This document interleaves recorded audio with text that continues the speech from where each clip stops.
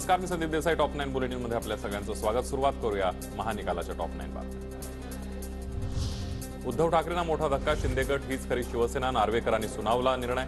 मूळ राजकीय पक्ष म्हणून शिंदे गटाला दिली मान्यता. शिंदे गटाचे 16 आमदार पात्र. अपात्रतेची याचिका विधानसभा अध्यक्ष नार्वेकरांनी फेटाळली. विधिमंडळ बहुमत हाच पक्ष. विधानसभा अध्यक्षांचा निकाल वाचनादरम्यान वक्तव्य. ठाकरे गटाचे 14 आमदारही पात्र. शिंदे गट आणि ठाकरे गट दोघांचेही आमदार पात्र. एकमेकांना अपात्र करण्याच्या याचिका फेटाळल्या.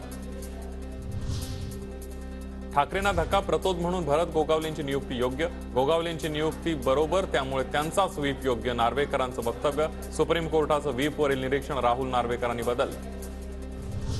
शिंदेंसह 16 आमदार पात्र ठरल्यानं सरकारला कोणताही धोका नाही. एकनाथ शिंदे मुख्यमंत्रीपदी कायम राहणार. विधिमंडळामध्ये बहुमत तोच राजकीय पक्ष. विधानसभा अध्यक्ष राहुल नार्वेकरांचा निकाल. विधिमंडळाबाहेर शिवसेना म्हणून शिंदे गटालाच मान्यता. ठाकरे गटाकडून 2018 मध्ये शिवसेनेच्या घटनेमध्ये चुकीच्या पद्धतीने दुरुस्ती. नार्वेकरांनी घटना दुरुस्ती फेटाळली. 1999 ची घटना दुरुस्ती मान्य. व्हीप, प्रतोद आणि विधिमंडळ पक्षाबाबत सर्वोच्च न्यायालयाने नोंदवलेली निरीक्षणं राहुल नार्वेकरांनी बदलली. शिंदेंची शिवसेनाच मूळ राजकीय पक्ष आणि गोगावलेंचाच व्हीप म्हणून नार्वेकरांची मान्यता.